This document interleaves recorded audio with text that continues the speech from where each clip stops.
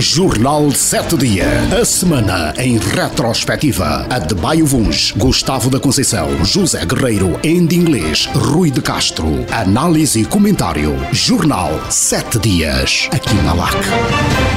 Ouvintes, saudações, renovados votos de muito bom dia. Estamos de volta à antena. Agora para o seu Jornal 7 Dias, a semana em retrospectiva. Esta edição referente ao dia 14 de abril do ano de 2025. Habitual produção da Direção de Informação da LAC, com a técnica a ser garantida pelo Emanuel Catelina e o Ricardo Dias. E aqui na moderação vai estar o José Silva. Também saudar os nossos convidados residentes. Bom dia ao José Guerreiro, ao Adebayo Vuns e o Andy Inglês. Bom dia e bem-vindos a todos. Bom dia, bom dia. Bom dia a todos, meus ouvintes. Mais uma semana para analisar aquilo que marcou a atualidade no país. Hoje, para esta edição, vamos olhar para a questão da proibição do pagamento em dólares ou em divisas às empresas prestadoras de serviço no setor de óleo e gás, ou seja, no setor petrolífero, petróleo e hidrocarbonetos.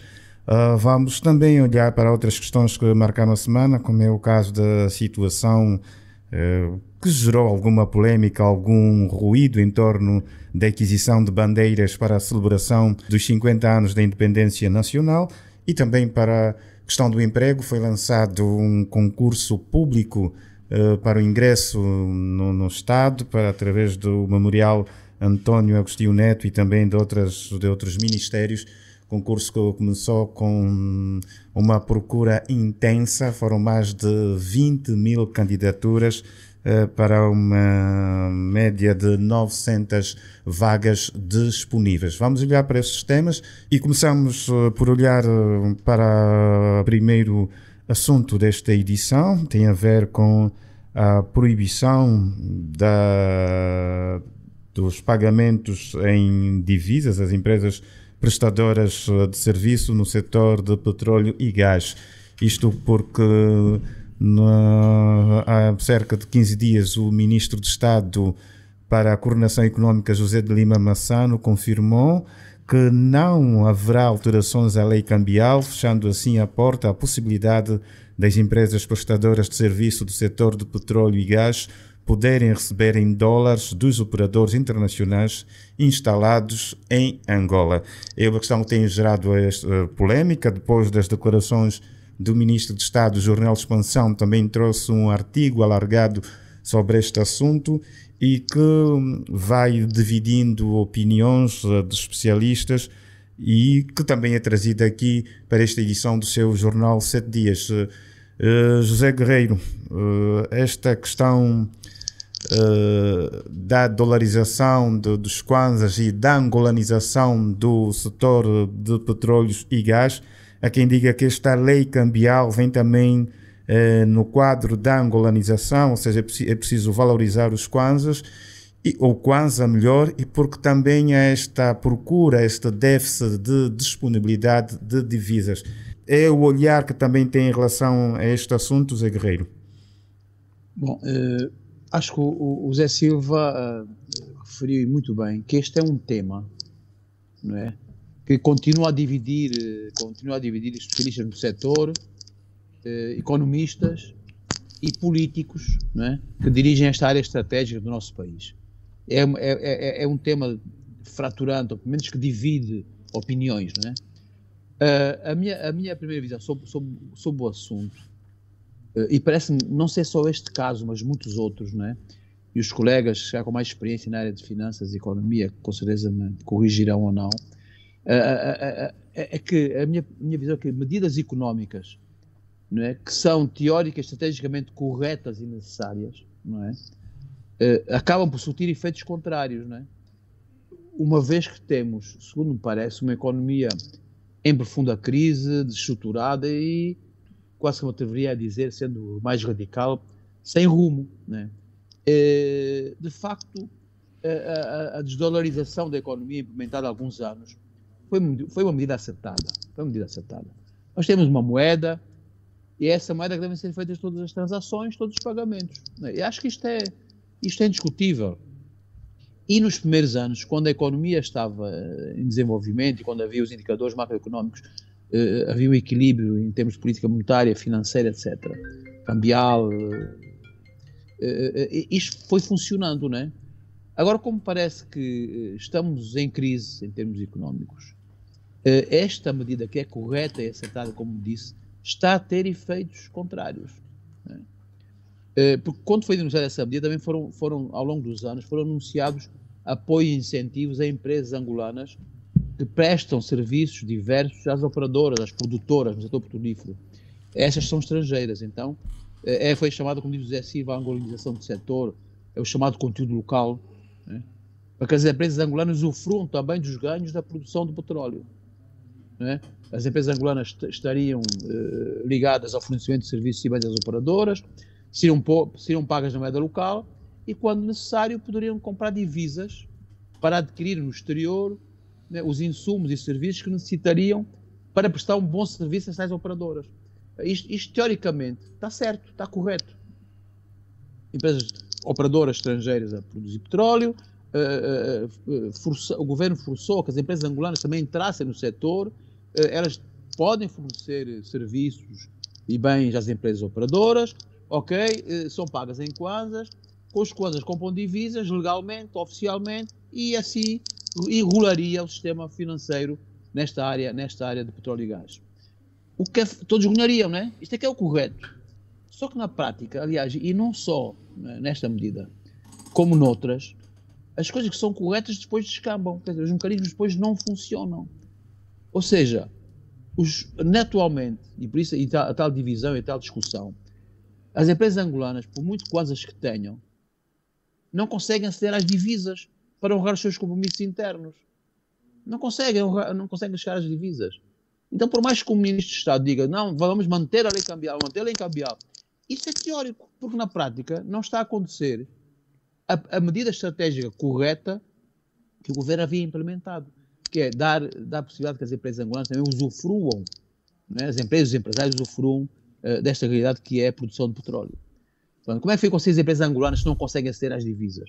Ficam com kwanzas e depois não conseguem aceder às divisas, não conseguem cumprir os compromissos, não é? Ficam ultrapassadas, ficam descapitalizadas e sem capacidade para continuar a operar no mercado. Então, para que serve a tal globalização?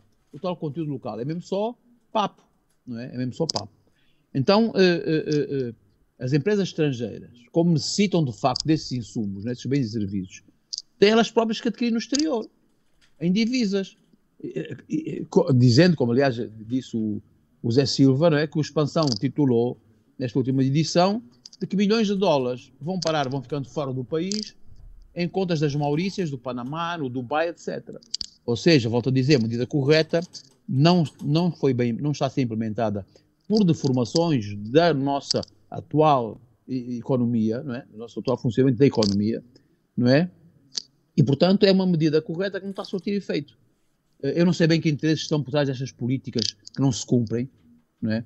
O que é facto é que quem fica prejudicado são, de facto, as empresas e empresários angolanos no setor, não é? E a economia angolana.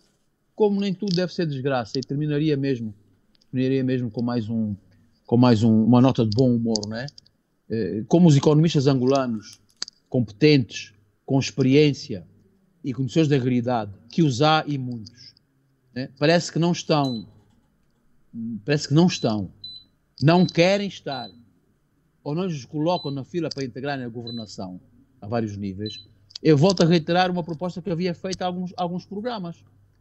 Vamos detectar e selecionar alguns economistas estrangeiros sérios e competentes, vamos conselheiros de nacionalidade angolana e nomeá-los para ministros, PCAs, diretores nacionais, etc. A lei permite, portanto, talvez isto assim possa andar. Era o meu comentário. Ainda em inglês. Obrigado, Zé Guerreiro. Agora para o ainda em inglês. Esta questão da alteração da lei cambial, como dizíamos, gera alguma polémica. Há inclusive vozes dentro de instituições ligadas ao setor e também à área financeira que também defendem esta alteração, mas o que se diz é que publicamente não apresentam esta posição. Há, no seu ponto de vista, esta necessidade de alterar a lei, uma vez que também, face ao contexto, as próprias leis podem ser alteradas e, no caso, É momento para alterar a lei cambial, tendo em conta o contexto, né, no setor do petróleo e gás?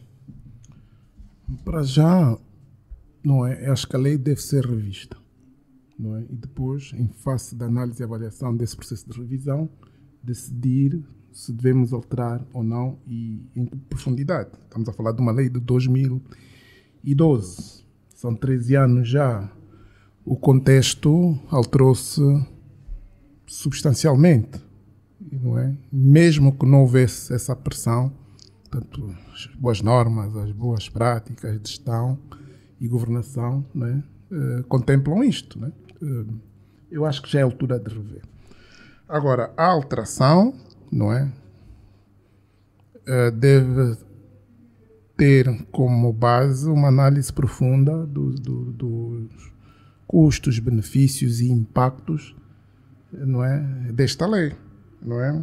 É preciso perceber-se que impacto esta lei teve, né, para a gestão macroeconómica, não é, para a atividade económica, sobretudo daqueles setores exportadores, e para a economia de um modo geral, né? Porque nós estamos só a falar do setor de petróleo e gás, mas certamente outros setores, como o mineiro, o setor talvez das pescas, também que exporta. Nós temos alguma atividade exportadora de energia, não é? Também, e muitos outros, né? E certamente esta lei, portanto, para alguns constitui um hobby, não é? A atividade destas empresas, né? Nestes setores. Assim, portanto, de um modo geral, o meu sentimento e a percepção que tenho é que sim, eu acho que já é a altura, portanto, rever e deve dar lugar a uma alteração. Porque são visíveis os constrangimentos, pelo menos, que se têm, portanto, são os custos que se têm revelado e as pessoas reclamado, e estamos a falar de petróleo e gás nestas empresas. Desde logo, redução das suas margens, não é? de lucro e operacionais também, por causa das operações cambiais,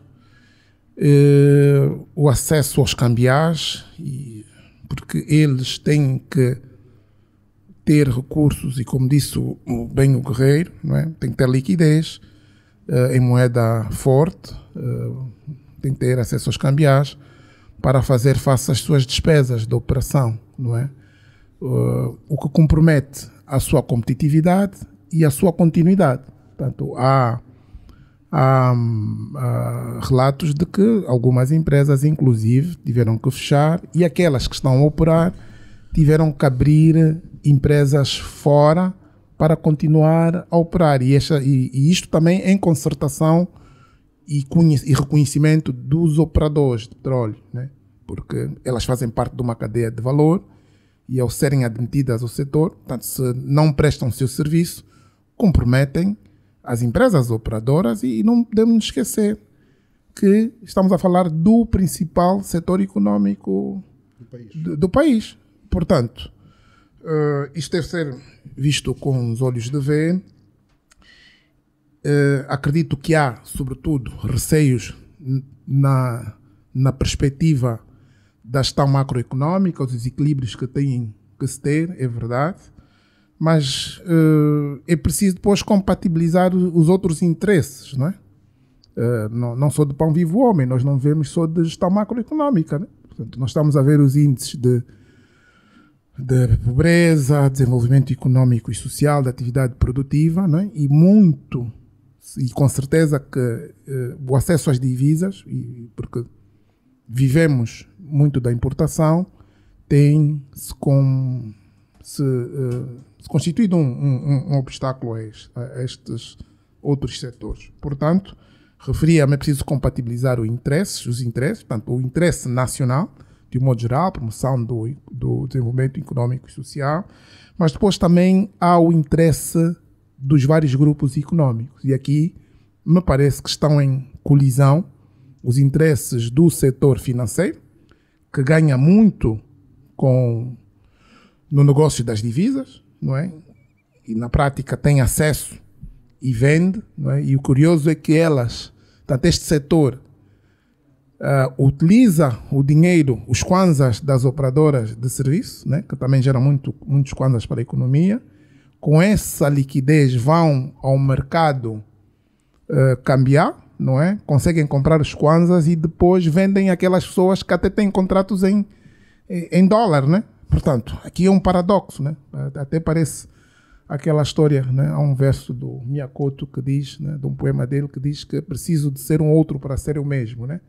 Portanto, na prática, os operadores econômicos que estão na cadeia de valor de petróleo e gás e que têm contratos em divisas, portanto, para terem acesso, não é, no mínimo tem que se transformar em bancos, né?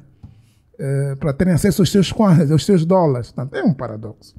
Agora, o problema de fundo é mesmo o acesso aos cambiais, não é? Portanto, neste momento, penso que o tabuleiro está inclinado a favor do setor financeiro. É preciso reequilibrar ou equilibrá-lo e explorar, não é, várias oportunidades de resolver o problema, porque é o acesso às divisas. Há a perspectiva de se permitir que as pessoas tenham contas em kwanzas, em dólares, não é? Tenham aqui e é nesse sentido que compreendo que está a ser vista a perspectiva de alteração da lei, permitir que elas tenham depositem aqui contas abertas em moeda externa, para depois, quando precisarem de pagar os seus fornecedores também lá fora, não tenham problemas em ter acesso aos cambiais. Faz todo sentido. Mas há aqui receios de que isto depois pode comprometer os outros equilíbrios, a taxa de câmbio vai pressionar. Mas o que aconteceu de lá para cá? Adotamos essa medida, o Kwanza estabilizou-se e se estabilizou, a que custo foi? Portanto, nós tivemos, para estabilizar o Kwanza e para mantê-lo durante algum tempo, tivemos que queimar muitas divisas, não é? Portanto, temos que olhar as coisas com olhos de ver. Mas também aqui, eu também não consigo compreender como é que empresas, não é, que estão nesta cadeia de valor do setor de óleo e gás, não digo de um modo geral, mas também o que deve acontecer era, tanto a associação e os operadores, não é? Se não se consegue montar ou alterar a lei no sentido em que se pretende, rapidamente tem que evoluir e criar os seus bancos, né? Pelo menos criarem um banco deles, para terem acesso ao mercado cambial. E a questão é, se há pessoas no país que começaram a vender carros, a vender comida, hoje já têm bancos, compraram bancos, como é que pessoas, e algumas já há algum tempo estão, não conseguem ter bancos? Mas nesta altura não haverá dentro do nosso sistema financeiro algum banco que está mais centrado para a atividade destas empresas do setor petrolífero que poderia de alguma forma fazer esse papel? Mas não estão todos incluídos. Certamente que por esta via, aquelas pessoas que têm, e há pessoas certamente, não é, que têm ações em bancos públicos, ganham, né? Portanto, porque os bancos vão ganhar dinheiro e depois ganham pelos dividendos, né? Mas um outro caminho pode ser, portanto, se há esta questão, porque a questão é eles conseguirem ter, se eles geram cambiais, não é, devem ter acesso a cambiais. O país deve assegurar isto. Quem gera cambiais deve ter acesso a cambiais. Sejam estrangeiros ou angolanos. Se nós, não é, criamos regimes especiais para os estrangeiros, não é, e que estão no mesmo setor, na cadeia de valor, e autorizamos que sejam os estrangeiros a vender o seu dinheiro para o mercado, por que é que não vamos fazer o mesmo para os angolanos? Não é? Portanto, isso até parece aquela história que os estrangeiros depois dizem, né? Isso é maca de patrícios, né? Maca de africano, né? Maca de pretos, como alguns dizem. E, portanto, devemos, não é, se não criarem eles próprios os bancos, pelo menos aquele valor que é gerado por este segmento, não é, vá para um banco público de referência e que seja exclusivamente canalizado para este setor. E depois os excedentes, não é o banco público, não é, que depois coloca no mercado. Portanto, e se é um banco público que ganha, todos nós ganhamos, ao contrário de serem bancos estrangeiros. ou privados, né? E por outro lado, também, não é, os operadores econômicos nessa situação podem também agir no sentido de canalizar, portanto, ver quem são os bancos que mais apoiam, não é? E canalizar e retirar os seus recursos e transferir para aqueles bancos que os mais apoiam. Portanto, há sempre formas de contornar essas questões, mas devemos ser realistas, né? Se as medidas não funcionam, não estão a ter os resultados esperados, avaliar custos e benefícios e impactos, e eu acho que é o momento de fazer isto de forma objetiva, não é? Temos que alterar. Se for esta a conclusão das análises e avaliações, estão-se a pedir estudos, mas eu acho que para além de estudos, porque já passou muito tempo e a conversa já chegou até um certo ponto, e estando na mesma onda do Guerreiro, não é? Eu acho que aqui só falta mesmo já desenhar, já não precisamos de estudos, tem mesmo que fazer um desenho. Exatamente, em inglês. Vamos para o Adebayo Vuns. Adebayo, toda esta situação, e o Guerreiro já entrou assim a miúde neste ponto, pode ou não estar a condicionar esta pretensão que muito se fala da questão da angolanização do conteúdo local, se as empresas, prestadoras de serviços, as empresas angolanas têm esse condicionalismo, poderia achar alguma coisa estar a falhar nesta ideia da angolanização? Isso porque, por exemplo, os dados aqui avançados dizem que nos últimos anos dos novos licenciamentos, novos projetos de produção rondaram entre 30 a 35 mil milhões de dólares. E ainda que o valor dos custos com bens e serviços aproximou-se aos 15 mil milhões de dólares ano, sendo que deste bolo apenas 2% foi captado por empresas angolanas. São números pobres, não é? O que quer dizer que efetivamente os angolanos e as empresas angolanas continuam a estar muito à margem do negócio que gira à volta do setor petrolífero, não é? E este constrangimento da lei cambial é só um dos fatores, não é? Outros fatores têm mesmo a ver com a necessidade de criarmos, por um lado, mais estímulos, por outro lado, aumentarmos o know-how dos angolanos para que efetivamente possam participar de forma mais incisiva na indústria, promovermos a criação de empresas angolanas em toda a cadeia de valor, não é?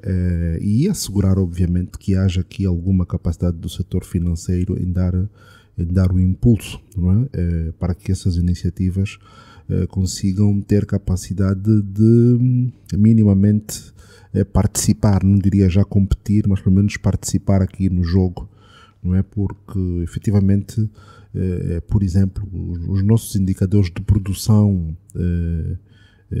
de exploração de petróleo por empresas angolanas também é muito baixo, não é? Portanto, quer a Sonangol, creio, e a Eto Energy têm uma participação ainda muito residual, não é? Muito inferior a 10%, e há mesmo a intenção de se chegar a esses números, mas era importante que quer estas duas empresas, mas também que conseguíssemos promover a criação de outras e gerar oportunidades para que efetivamente empresas angolanas possam entrar. É verdade que é um setor que demanda capital intensivo e nem sempre, diante desse contexto económico em que estamos, nem sempre as empresas angolanas estão à altura de entrar nesta corrida ou neste jogo. Mas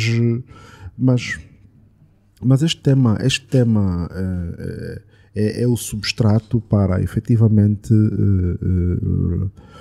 discutirmos, discutir já não digo, né? Agora desenharmos um novo figurino da lei cambial, não é? E nessa matéria, sendo constitucionalmente uma questão de competência do BNA, não é? E não do governo, parece-me que há um bocado aqui como que o governo está um bocado a pôr a foice em seara alheia. E é preciso deixar que o BNA assuma maior protagonismo nessa matéria e defina efetivamente a política, neste caso que proponha, se sentir essa necessidade, e pelo menos para os operadores econômicos, coloca-se essa necessidade de reformular a lei e permitir então que, não diria transações, mas pelo menos depósitos e outras operações para o exterior sejam feitas com esses cambiais que elas acabam por receber. Mas por outro lado, no figurino atual levantam-se muitos contrassensos, né? Nós, por exemplo, queremos aumentar a autonomia da produção nacional, queremos aumentar o volume de exportações, mas ao mesmo tempo estamos a restringir o acesso das empresas às divisas no mercado local, estimulando, pelo contrário, que essas operações de divisas de empresas nacionais que exportam sejam feitas preferencialmente a partir do estrangeiro. E não poderia ser diferente, isso gera... nós já estamos com os nossos níveis de produção petrolífera baixos, não é? Portanto, gera cada vez menos propensão de acesso a divisas no mercado local, não é? Ao passo que, se de alguma forma permitíssemos que estes outros entes exportadores consigam também trazer essas divisas efetivamente e pô-las a circular no nosso mercado, conseguiríamos criar pelo menos um cenário de maior estabilidade do Kwanza, não é?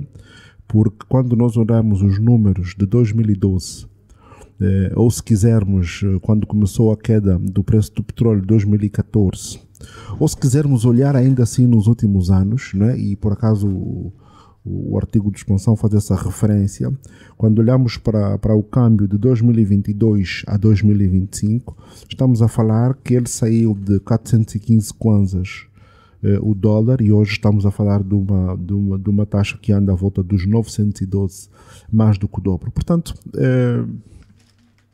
nós devemos rapidamente equacionar esse tema da lei cambial para permitir que isso está a funcionar como um empecilho, um travão, né? Um gargalo para não só para as empresas ao nível do setor petrolífero, mas também para estimularmos o aumento das exportações de bens, principalmente matérias-primas que conseguimos explorar e traz ainda mais ao de cima, não é, o nosso próprio ambiente de negócios, no sentido de conseguirmos atrair o interesse de players, de outros players, grandes players. Estou a pensar principalmente, por exemplo, na indústria da mineração, estou a pensar na indústria do turismo, estou a pensar na indústria da aviação, não é? O impacto que essa lei no contexto atual possa estar a gerar para empresas como a TAG, não é?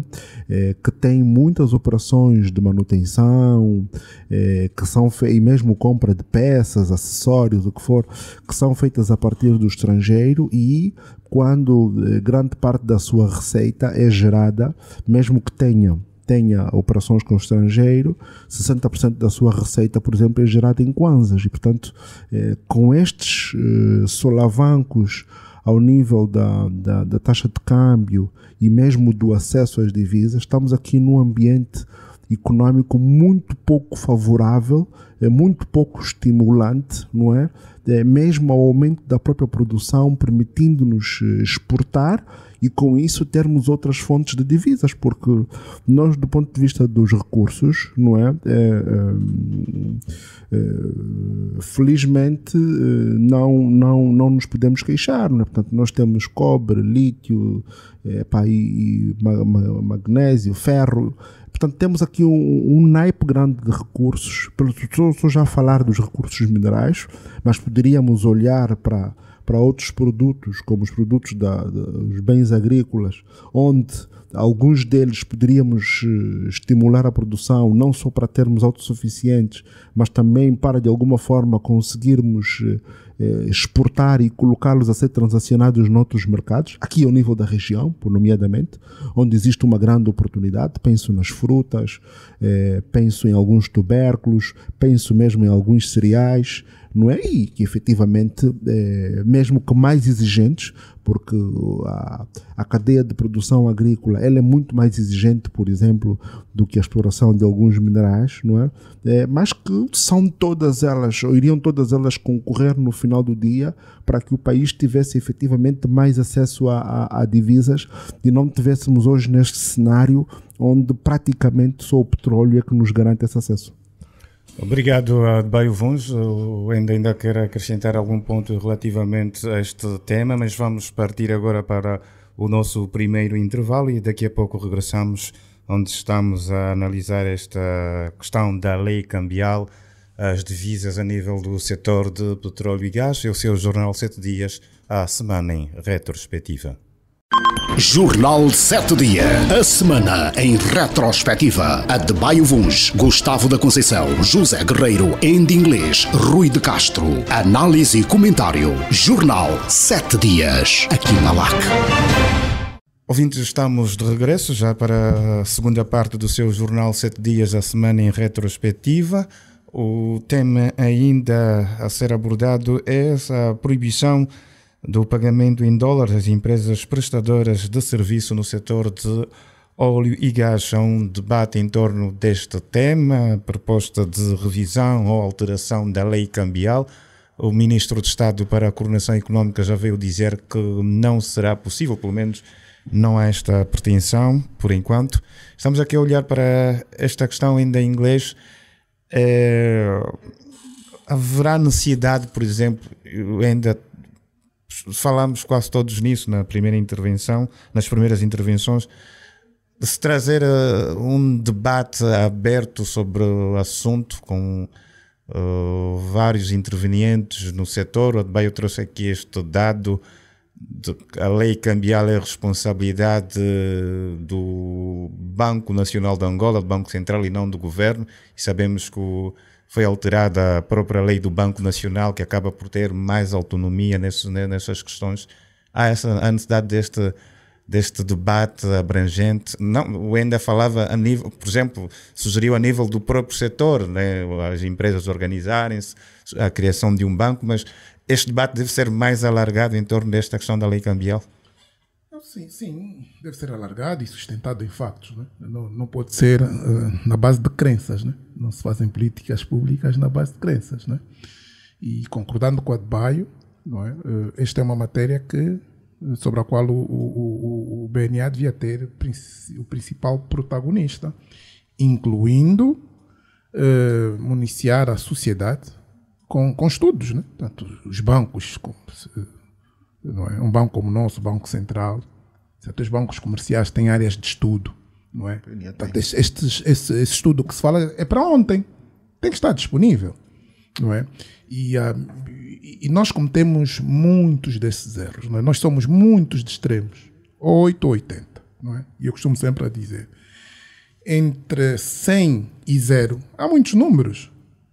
E se há receios ou crenças em relação ao impacto adverso sobre a disponibilização, não é, de recursos cambiais às empresas exportadoras, não é, tem que estar claramente demonstrado a partir de que montantes é que isto pode comprometer os objetivos de estabilidade macroeconómica. Há modelos, não é? Tem que saber, isto não pode ser assim muito subjetivo. Portanto, quando vejo, e hoje estou a falar, e vejo determinados argumentos, não é? Porque já os vivi no passado enquanto gestor, mesmo na banca, e não vou aqui referir-me, não é? Mas determinadas posições não são desprovidas depois de argumentos técnicos, não é? Fortes. É preciso demonstrar, porque pode haver um meio termo. E estamos a criar aqui stress desnecessário. Diz, olha, nesse momento, a partir de 50% isso vai distorcer as nossas métricas. Pronto, vocês neste momento têm direito a 50%, a 20%, a 10%. Agora nada. Para um setor que é tão nevrálgico, não pode ser. Isso tem que ser revisto. E depois, todos os países, obviamente que nós não estamos isolados, estamos numa era está posto em causa neste momento, né? Estamos a ver o que é que o Trump está a fazer, né? Está a pôr em causa tudo. Muitos analistas dizem que vai emergir uma nova ordem política, econômica, mesmo comercial, não é? Para dizer o quê? Todos os países sérios e que aspiram a um lugar de relevância no concerto das nações têm primeiramente em mente os seus interesses. A partir do momento que os seus interesses políticos e econômicos estejam em causa, eles mexem-se, não é? E, portanto, o Brasil é uma referência. Eu, por acaso, para parar para este programa, estive a olhar para o Brasil, não é?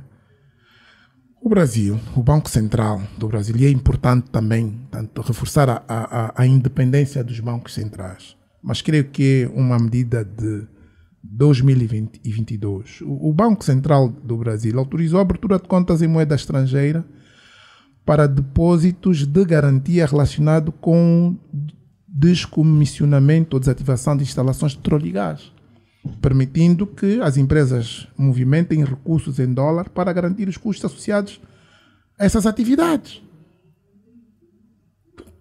Está a comprometer alguma coisa importante, não é? De interesse nacional, altera. E sabemos quão patriotas são os brasileiros, quão orgulhosos, não é? E vêm também de um problema de estabilização do real e fizeram esta concessão. Em 2021, portanto, há uma nova lei cambial, creio que 2021, esta lei permitiu que, e tem a ver com os contratos de infraestruturas, permitiu que exportadores de empresas de infraestrutura, como concessionárias de energia e logística, celebrassem contratos com pagamentos em moeda estrangeira. Portanto, embora não seja exclusivo para o setor de petróleo e gás, né, a lei permite que sejam também contemplados projetos vinculados à exportação, como contratos de compra de energia, operações portuárias, que frequentemente envolvem, portanto, empresas do setor. Portanto, se países como estes, que até são mais fortes que nós, têm uma moeda mais forte, têm uma economia maior, não é? Fazem isso, abrem essas concessões.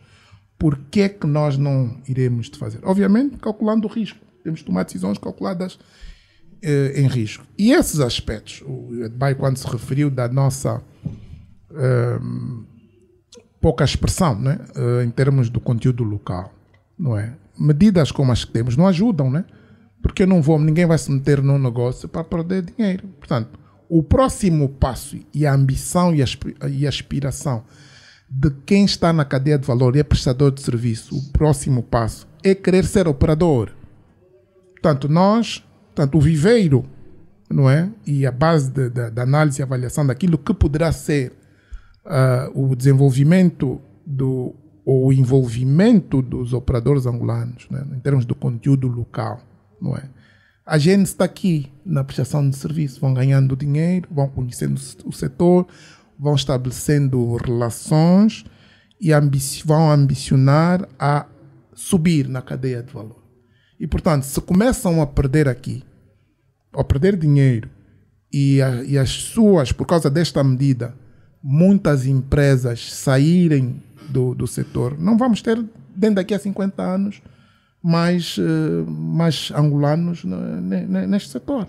Agora, não estou a dizer e a defender, porque também compreendo, por isso é que eu digo que tem que haver aqui um equilíbrio, porque também é verdade que depois estas exceções são utilizadas para fazer aquilo que vemos acontecer nos outros setores, que é a exportação de capital.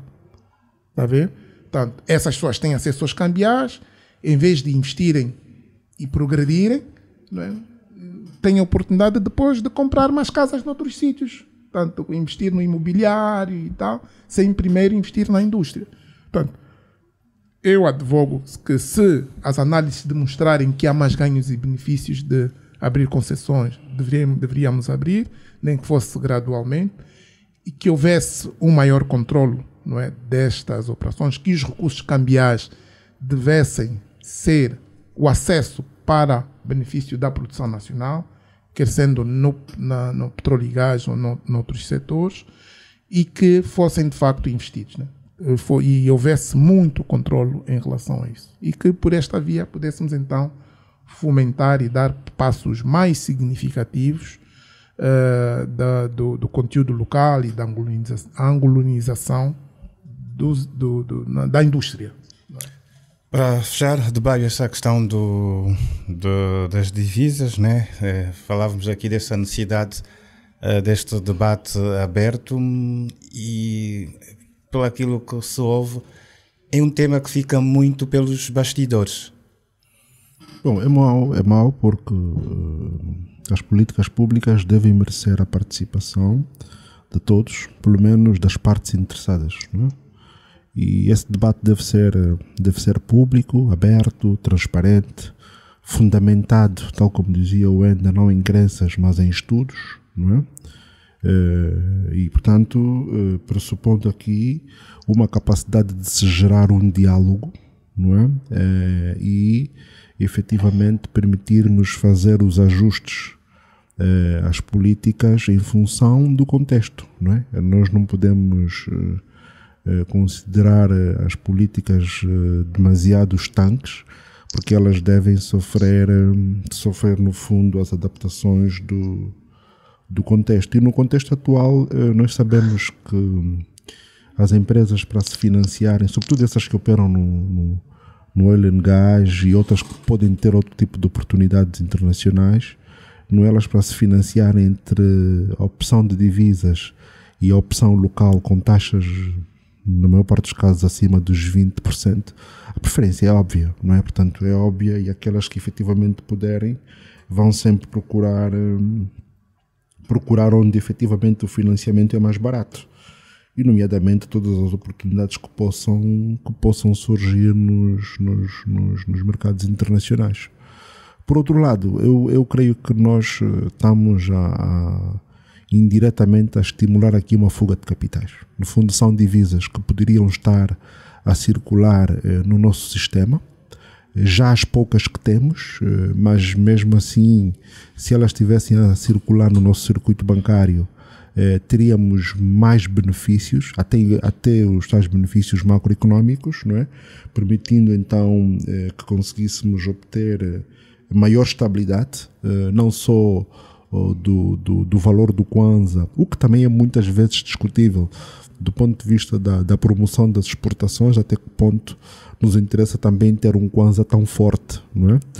Mas em contrapartida, há depois os impactos e as considerações que devemos ter sobre a inflação, o que pressupõe o poder de compra das pessoas, não é? E efetivamente mudarmos aqui o paradigma da nossa economia, não é?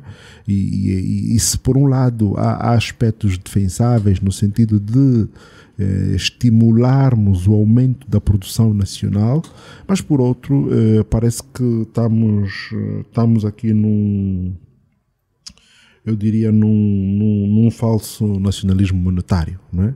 Em que efetivamente queremos proteger a nossa soberania monetária, não é? Mas ao mesmo tempo num contexto completamente adverso, não é? E, portanto, precisamos, no fundo, primeiro criar a estabilidade, porque o contexto de 2012 é diametralmente diferente da realidade atual e, portanto, impõem-se ajustes, não é? E os ajustes que, sobretudo, os empresários deste setor e, de uma maneira geral, pedem que sejam introduzidos à política cambial, é quase unanimemente consensual, que faz todo sentido.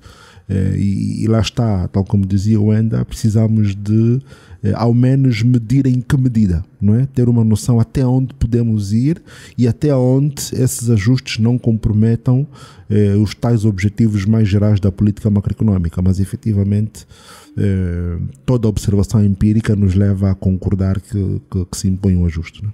Obrigado, Adebayo Vuns. Fechamos então este tema da lei cambial, a sua revisão, a sua alteração ou não. Pelo menos o Ministro de Estado para a Coordenação Económica confirmou que não vai haver alterações a esta lei cambial quando há um debate ainda nos bastidores em torno deste assunto. Vários especialistas defendem mesmo que é preciso que se altere esta lei, ou pelo menos que haja uma revisão, e de acordo com dados de expansão, empresas especialistas, a própria Agência Nacional de Petróleo e Gás e o Banco Central defendem uma alteração à lei, nem que fosse temporária. Temporariamente ficamos com este tema encerrado. Poderá voltar ou não em próximas edições do nosso Jornal 7 Dias. Vamos olhar agora para um outro assunto que marcou a semana: as bandeiras, que para alguns deram alguma bandeira. Pelo menos foi a polémica, foi o ruído em torno deste assunto, da aquisição ou não de bandeiras para as celebrações do 50º aniversário da Independência Nacional, a festa da Dipanda, que o país está a assinalar, está a celebrar este ano. Havia esta polémica na compra de bandeiras num valor de 20 milhões de dólares. Mas na última semana o MAT, Ministério da Administração do Território, esclareceu que o Executivo não vai comprar bandeiras neste valor. Isto foi na quarta-feira. Já na quinta-feira, um outro dado: o Ministro de Tutela, Dionísio da Fonseca, Ministro da Administração do Território, veio dizer que sim, seriam compradas bandeiras, não especificou o valor, mas disse que a aquisição seria feita a nível do mercado local. E esta polémica, Zé Guerreiro, foi necessário ou não estes esclarecimentos do MAT? Aqui outro dado a acrescentar, que pelo menos aquilo que foi publicado por alguma imprensa e também, e hoje mesmo na nossa edição de Espaço Polígrafo África, trouxemos este tema nos degraus da verdade, nos esclarecimentos, é que pelo menos havia na previsão do plano anual de contratação do MAT a previsão de aquisição de bandeiras no valor de 6,7 mil milhões de kwanzas destinadas ao uso interno, 6,3 mil milhões de kwanzas de bandeiras para serem utilizadas no exterior e 4,5 mil milhões de kwanzas de bandeiras destinadas a atos fúnebres, e que a soma total daria um valor aproximado de 18 mil milhões de kwanzas, e que no câmbio atual feito no momento, a taxa de câmbio daria um valor em torno dos 20 milhões de dólares. Pelo menos havia esta previsão, Zé Guerreiro. A polémica, o ruído em torno deste assunto e o esclarecimento do MAT foi oportuno? Eu não sei se foi oportuno. Eu não diria também que isto deu bandeira. Para além de ter dado bandeira, foi também um tiro no pé, não é? Quer dizer, eu acho que estes esclarecimentos que têm vindo a ser dados pelo Sr. Ministro e por comunicado do MAT explicam muito pouco, não é? De facto aconteceu que alguma imprensa, as redes sociais, os cidadãos, não é, reclamaram destes tais valores que foram definidos pelo MAT em mapas concretos para a compra de bandeiras. Quer dizer, correu dias e dias e semanas, ninguém disse nada. Só que se começou a acelerar a polémica, exatamente porque ninguém disse nada, ninguém teve coragem de vir cá para fora, e mais, quando veio cá para fora, na conversa entre o Sr. Ministro de Estado e o jornalista Carlos Rosado de Carvalho, o Sr. Ministro de Estado não deu explicações convincentes.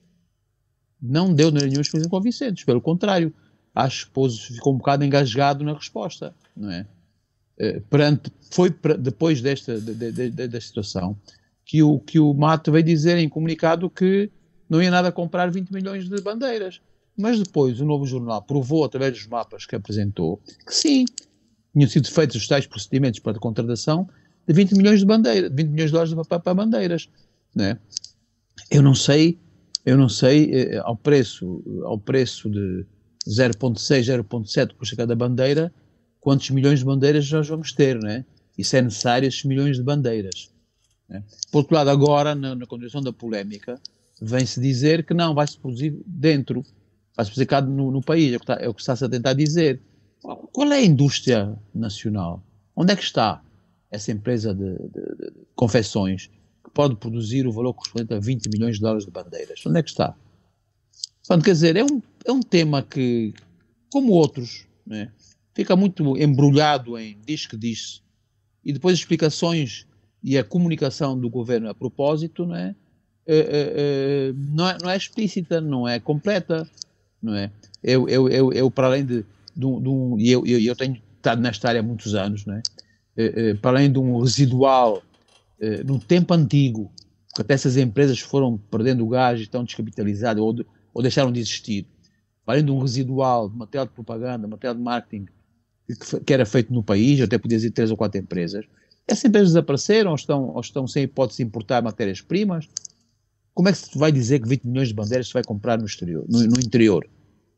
E acho que se vai produzir no interior. Quer dizer, isto parece-me um bocado, estes mentiras parecem um bocado uma conversa para boi dormir, não é? E para nos anestesiarem, e daqui a algum tempo, né, de facto vão aparecer as bandeiras, custam lá fora 0,7, já vão ser debitadas a 5, 6 dólares por bandeira. Portanto, são coisas que nós nos devíamos desabituar devíamos ser mais transparentes, mais claros, mais objetivos, e quando surge qualquer polémica, os cidadãos têm o direito a ser esclarecidos, os cidadãos têm o direito a ser informados. Esta polémica já decorre há muito tempo, e só agora, porque a polémica chegou a um ponto de escândalo, é que veio o Sr. Ministro e vem o comunicado do MAT. Portanto, estamos mal, né? Estamos mal. Neste campo da comunicação e segundo da verdade, não é? Segundo da verdade. Eu quero ver depois, quando as bandeiras chegarem, não tem lá um rótulo Made in China. Obrigado, José Guerreiro. Adbaio Vuns, este comunicado do MAT ajudou a esclarecer toda esta situação? Era preciso clarificar que uma coisa, tal como hoje é a previsão, é a pretensão da aquisição, outra coisa realmente é a execução. Deu para esclarecer esta situação? As notas.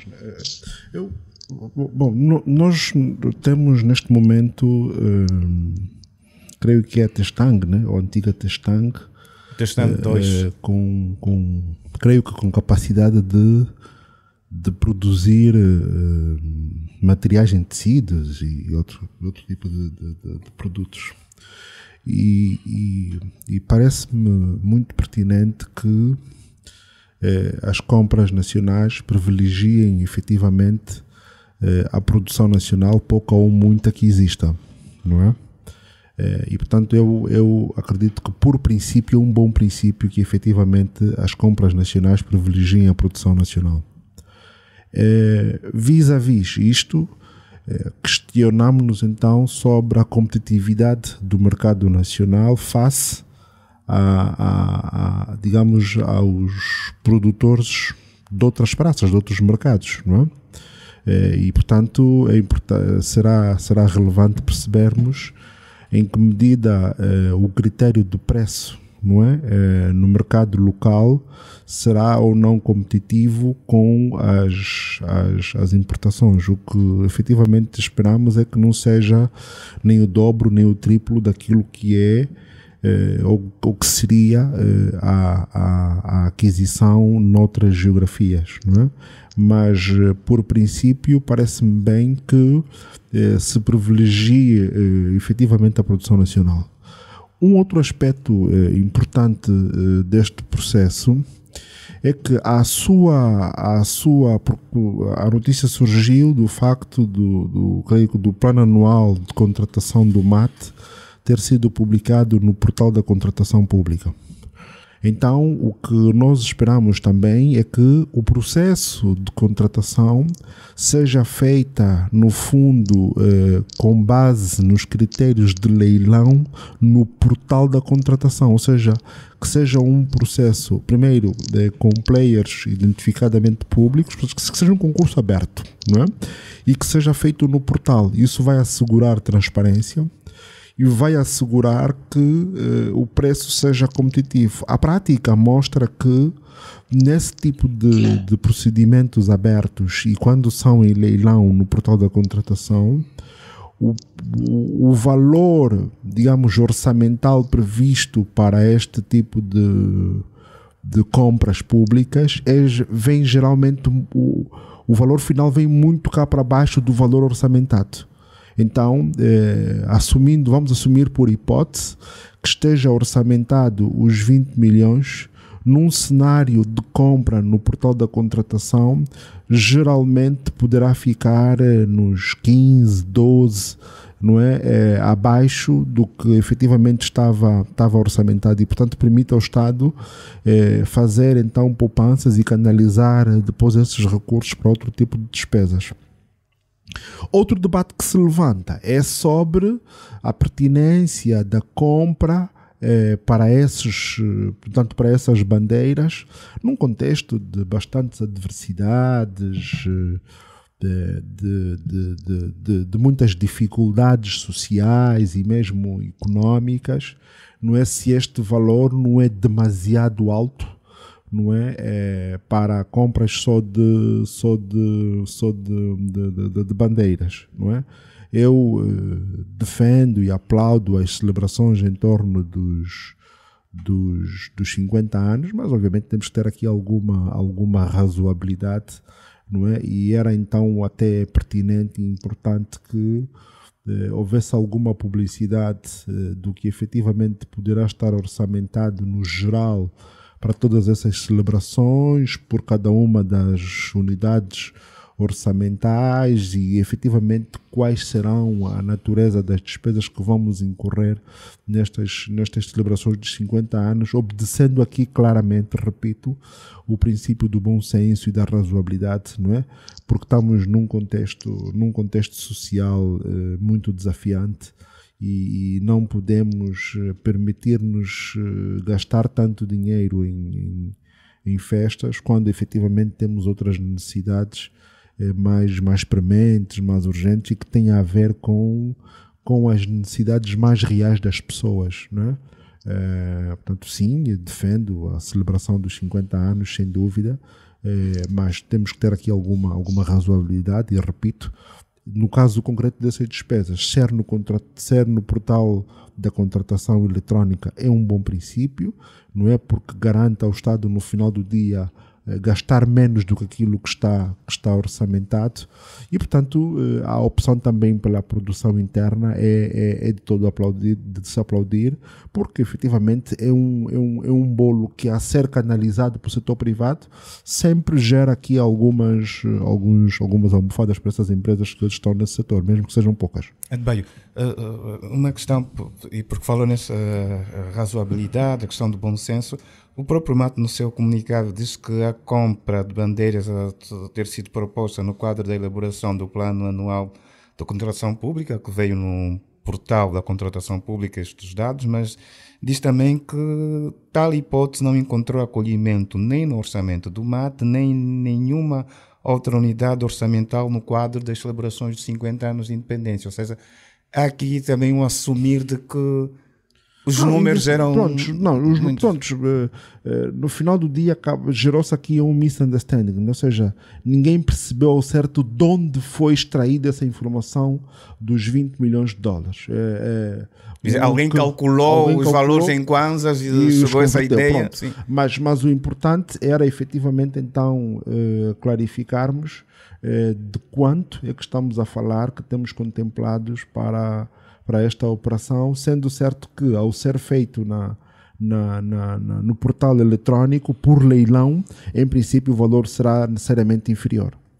Em inglês, todo este assunto acaba por ser agora esclarecido, mas ainda assim era necessário que quer neste comunicado, e como diz o Adebayo, quer na intervenção do Sr. Ministro, pudesse já termos ideia de que serão compradas ou adquiridas bandeiras no mercado local, e também conhecermos o valor da aquisição destas bandeiras e serem também identificadas empresas nacionais que tenham capacidade para esta produção, ainda que não sejam estimados, porque não se sabe agora qual é o valor exato destinados para a aquisição das bandeiras.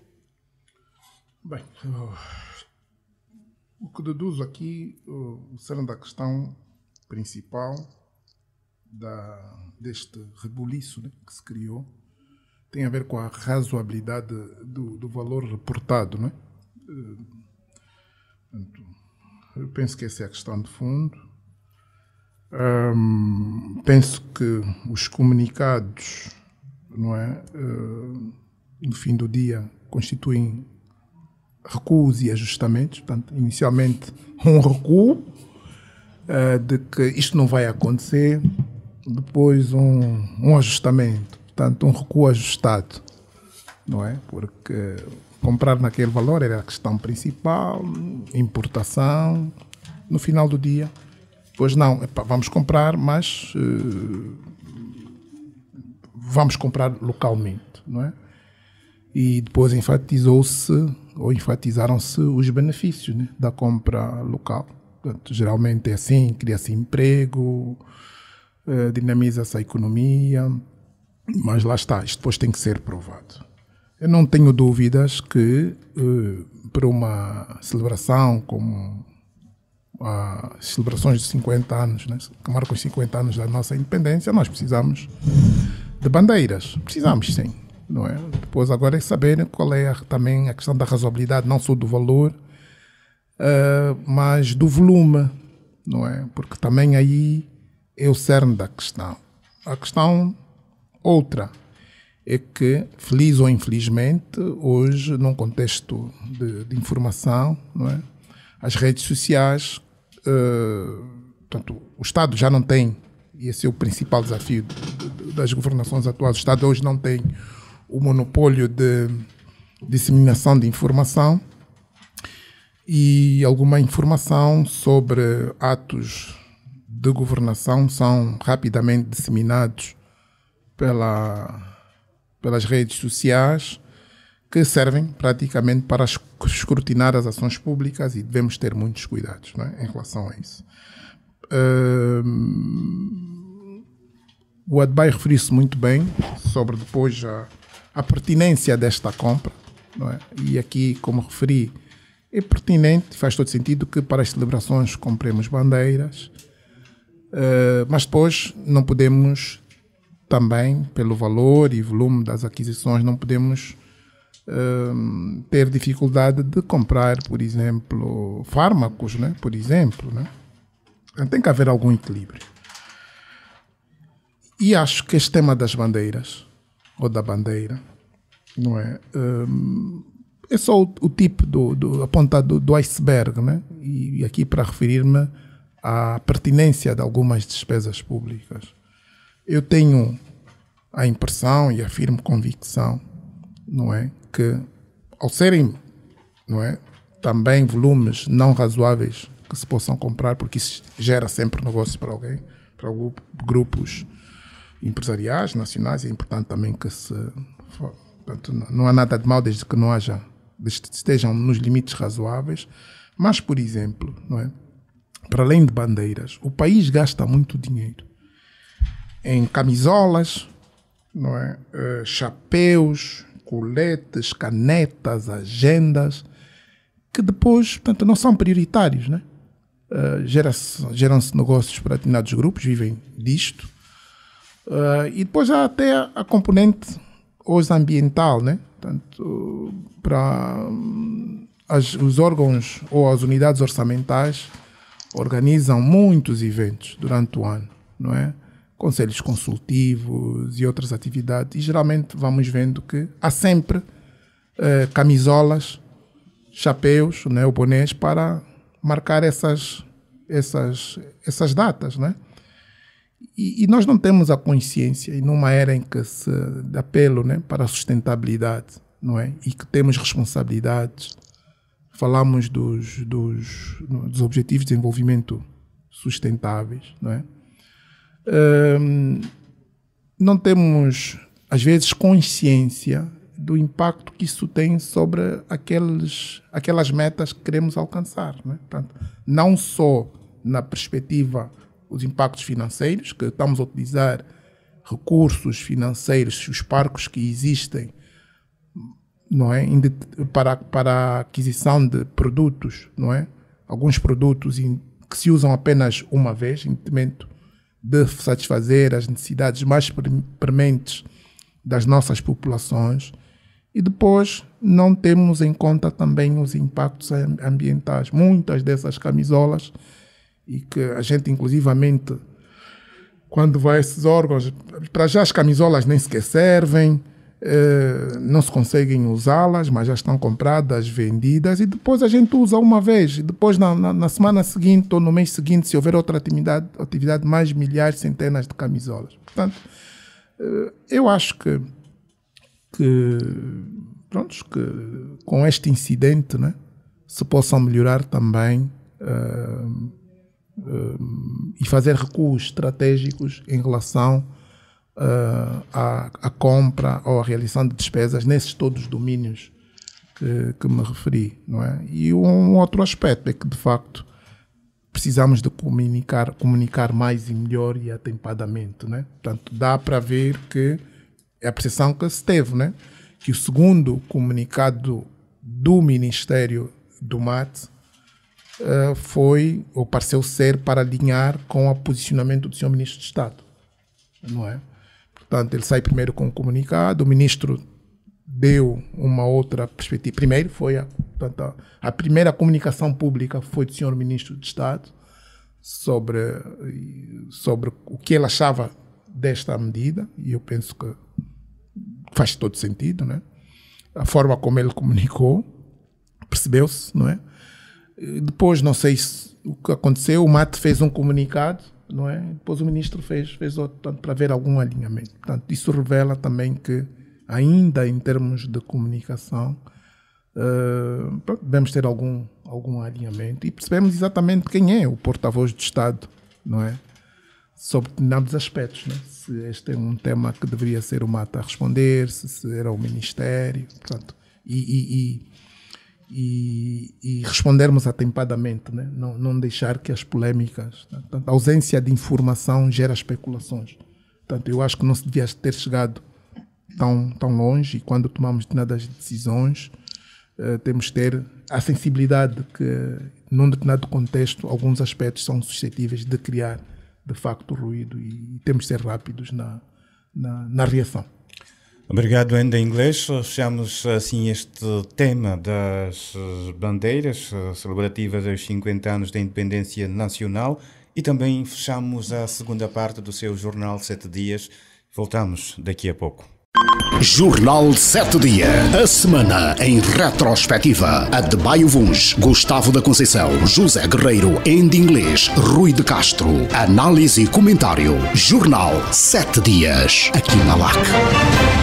De regresso para a terceira e última parte do Jornal 7 Dias. A última semana também foi marcada com o anúncio, o início de um concurso público para ingresso nos Ministérios dos Transportes, Educação, Juventude e Desporto, e também no Memorial Dr. António Agostinho Neto.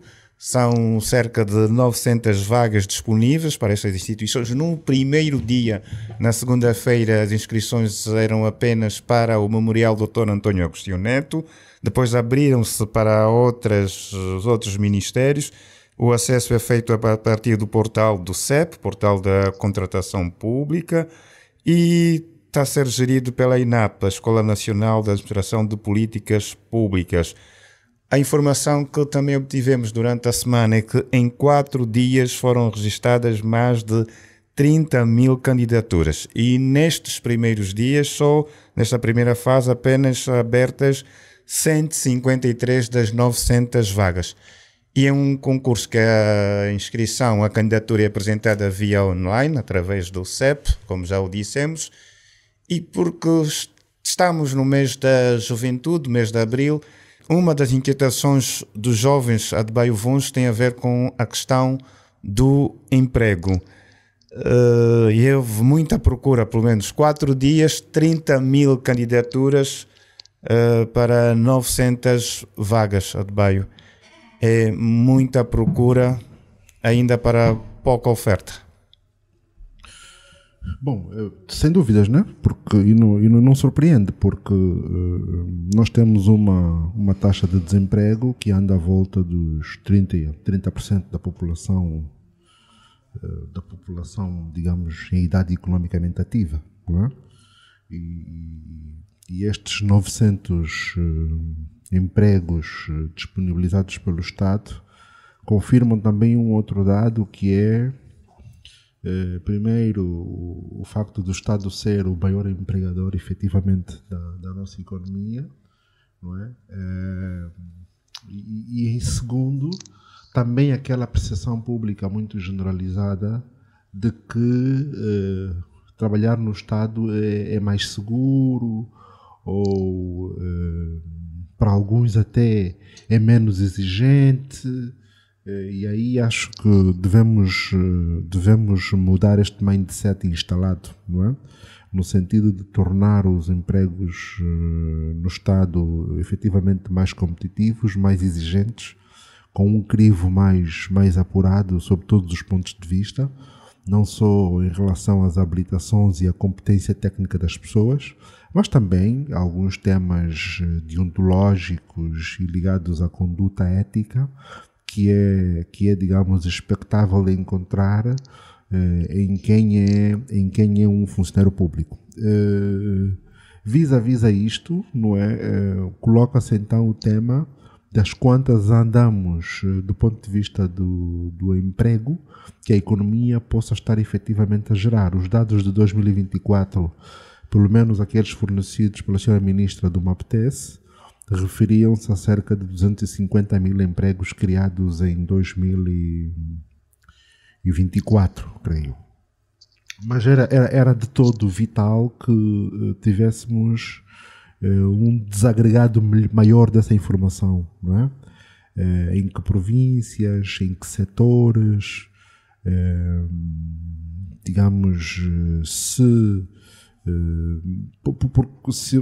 eu coloco-me na condição de um jovem que esteja à procura de emprego, não é? É uma informação muito importante, não é?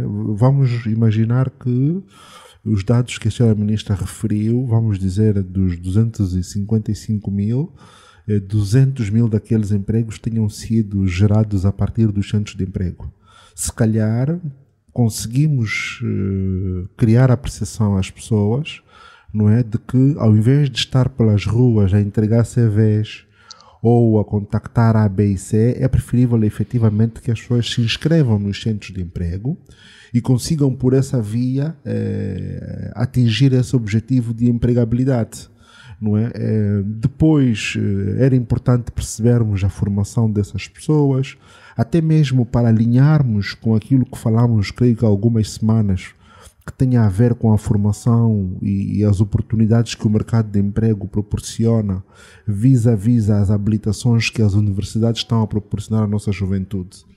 Então era interessante percebermos se estamos a gerar mais empregos nas áreas das engenharias, ou nas áreas de medicina, ou nas áreas da educação. Portanto, há uma notícia que eu até trazia para o meu minuto, que tem a ver com a admissão na ordem dos contabilistas de Angola, não é? De cerca de 2.000 novos contabilistas, 1.700 contabilistas admitidos pela ordem dos contabilistas de Angola. Portanto, se calhar é um setor onde os jovens deveriam investir do ponto de vista das suas habilitações e formação, porque há hoje uma grande demanda no mercado por contabilistas, não é?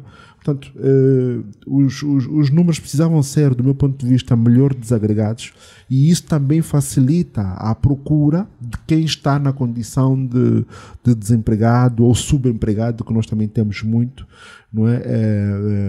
Mas sem dúvidas esses números só confirmam a situação atual, não é? E nós só vamos conseguir inverter esse quadro, pelo menos começarmos a reduzir o número de jovens do desemprego de uma maneira geral, se efetivamente a economia crescer de forma ainda mais acelerada, o que pressupõe, não é, que as empresas consigam aumentar os seus níveis de produtividade. Muito relacionado com o nosso primeiro tema de hoje, não é? Portanto, a economia precisa crescer, não é? E nós precisamos ter essa noção muito clara de que o nosso grande desafio é econômico, né? Precisamos que o país cresça e cresça em termos reais, em termos expressivos, que sejam números que se reflitam efetivamente em indicadores como este, a redução da taxa de desemprego, por exemplo. Obrigado, Adebayo. Zé Guerreiro, e porque o Adebayo tocou em números, e começamos pelos números de vagas disponíveis e pelos números de candidatos que já entregaram os seus processos acima dos 30 mil, mas há aqui também este dado. Quando foi anunciado este concurso público, falava-se em 900 vagas disponíveis. Isto também em função de uma declaração feita em fevereiro pela Ministra da Administração Pública, Trabalho e Segurança Social, que anunciava que para este ano, no início do ano, neste primeiro trimestre ou primeiro semestre, seriam então contratados 900 cidadãos para as instituições públicas, exatamente para os Ministérios dos Transportes, Educação, Juventude e Desportos e para o Memorial Dr. António Agostinho Neto. E a informação que passou durante a semana eram das 900 vagas.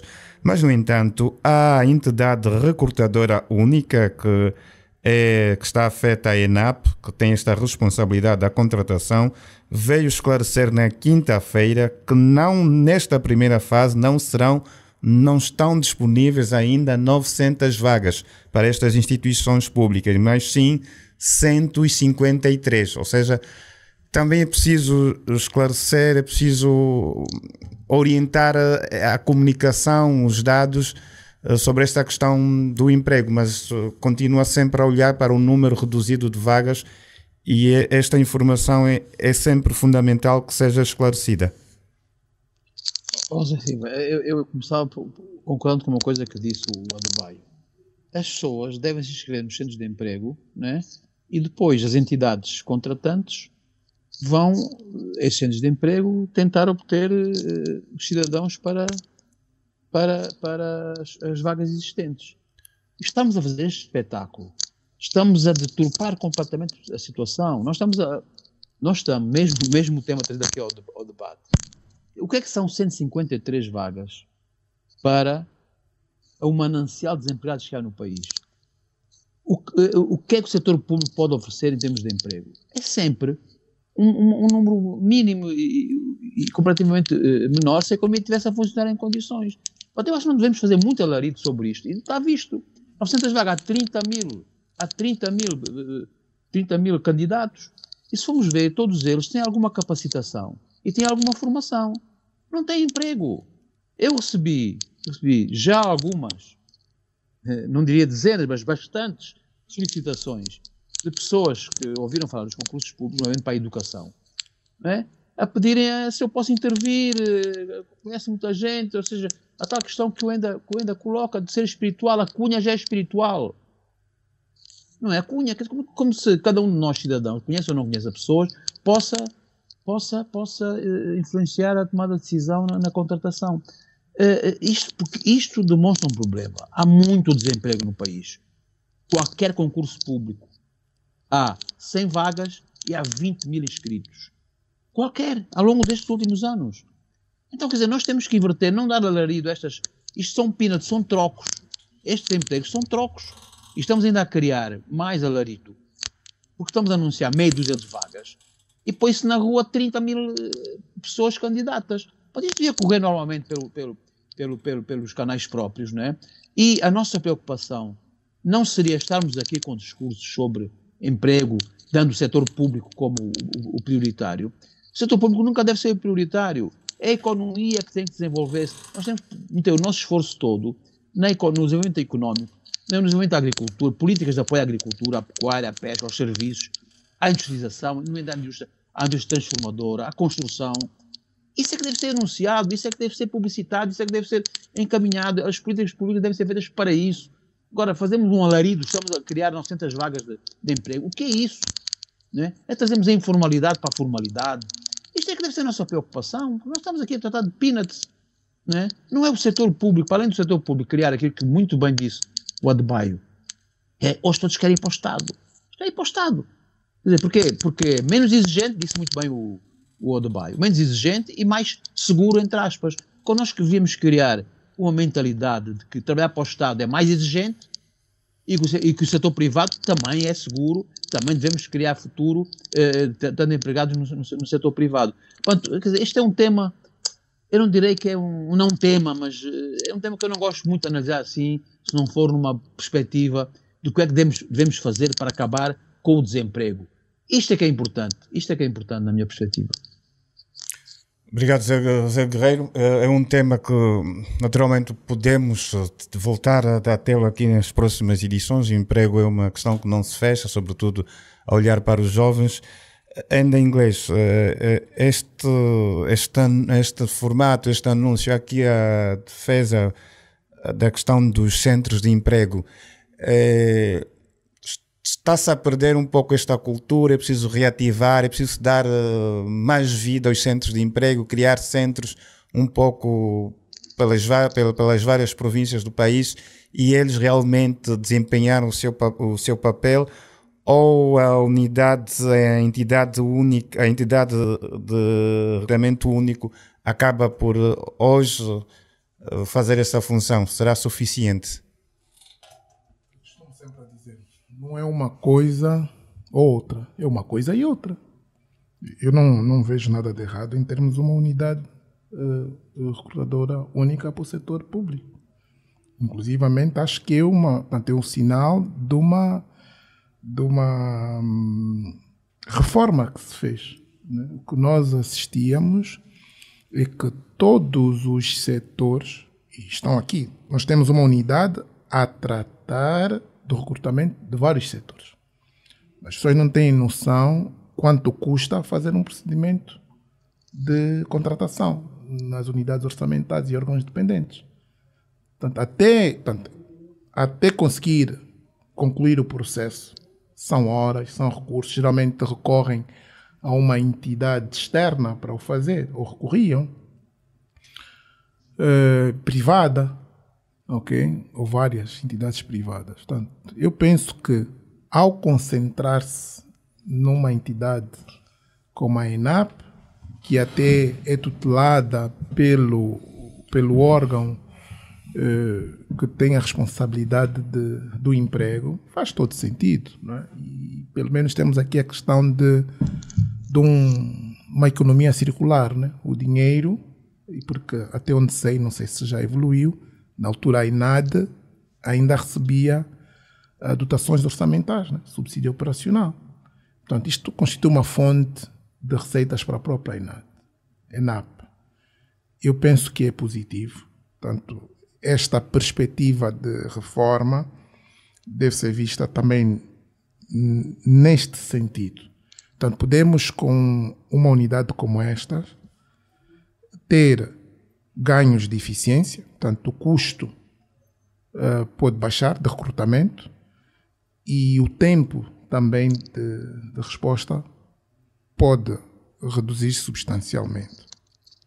Agora, é preciso também assegurar que o processo seja mais eficaz, que os resultados desse recrutamento consigam trazer as melhores pessoas para o setor público, ok? E que se consiga, também acho que terá sido esse o espírito da criação desta unidade, com a qual eu concordo, se consiga também esbater a corrupção. Portanto, concentrando e controlando a coisa. E mais transparência. Transparência ao processo. E podemos sempre ganhar. Portanto, eu acho que o papel de uma unidade como esta, não deveríamos só comunicar. E a questão, e compreendo a pergunta que foi feita, né? Nós às vezes confundimos a forma e as funções. Portanto, entidades com uma outra denominação podem realmente ter as mesmas funções, não é? Ter funções semelhantes ou uma complementar outra. Sim, pode ser. E nós não devíamos esperar que abrissem vagas para testar as pessoas. Portanto, uma escola como a INAD ou a INAP deveria, de tempo em tempos, por exemplo, porque há um sistema, há um processo dinâmico, né? Concordando com os temas relacionados com e precisamos de melhorar da falta de eficiência na administração pública e de ter lá muita gente, o peso muito grande. Mas também é verdade que todos os anos sai muita gente da função pública e essas vagas têm que ser supridas, né? Por várias razões. Então, uma entidade como esta deveria testar pessoas, ter um processo contínuo e até incluindo emitir certificados, né? Esta pessoa está apta para funcionar na administração pública. E quando abrissem vagas, portanto, seriam essas pessoas que depois pudessem passar para a fase de entrevista, não é? Agora, eu também compreendo muito bem as abordagens feitas aqui pelos meus colegas, não é? E este processo veio trazer à luz tanto a dimensão da crise de emprego que existe. É muito grande. Estamos a falar de 900 vagas e tem 30 mil candidatos, não é? É muito. Mas devemos também escalpelizar. Portanto, neste grupo não estão com certeza só desempregados.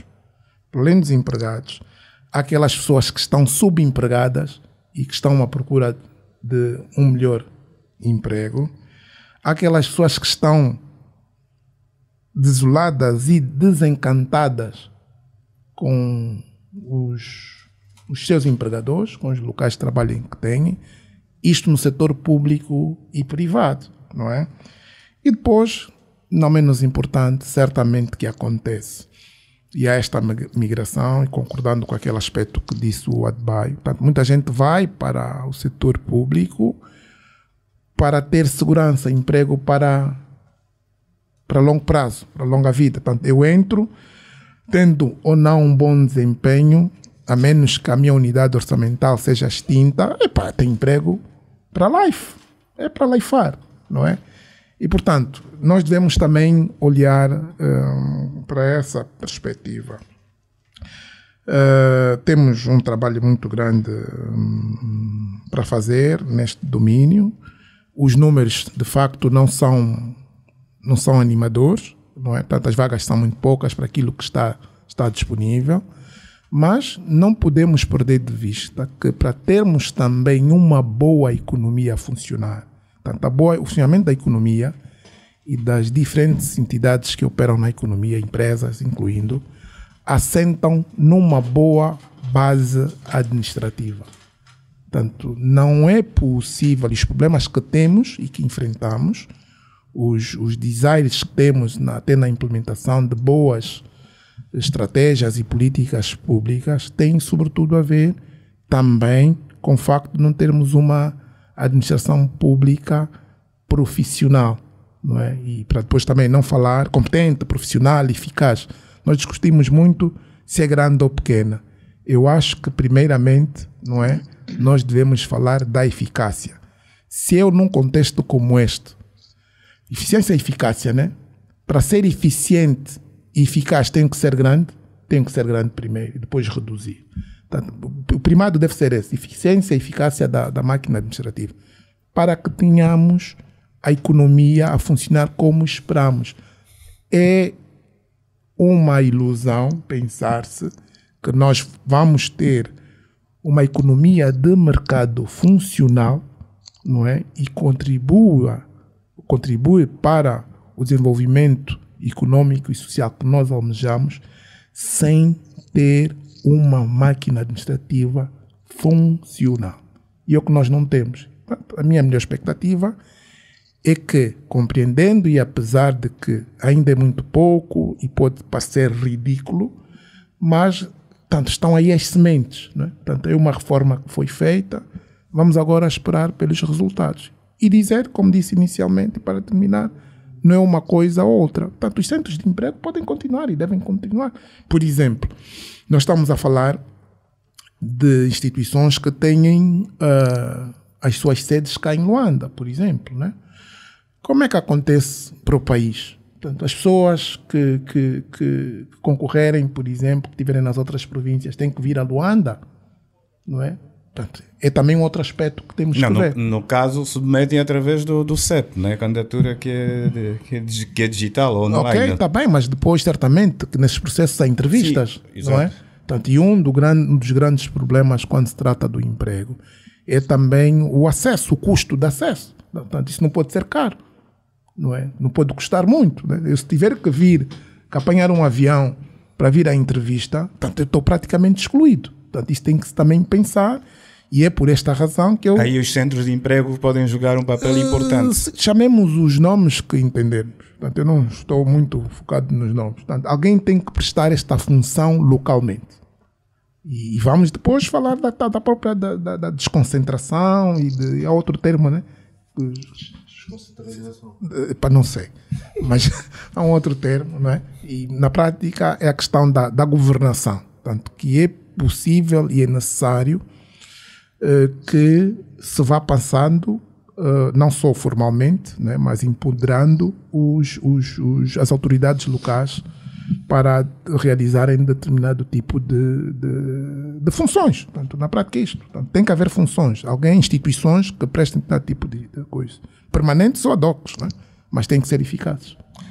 Obrigado, Enda Inglês, e assim fechamos os temas trazidos para esta edição, olhar para esta situação do emprego e, sobretudo, com este concurso público aberto na última semana e com 153 vagas disponíveis para os Ministérios dos Transportes, Educação, Juventude e Desportos e para o Memorial Dr. António Agostinho Neto.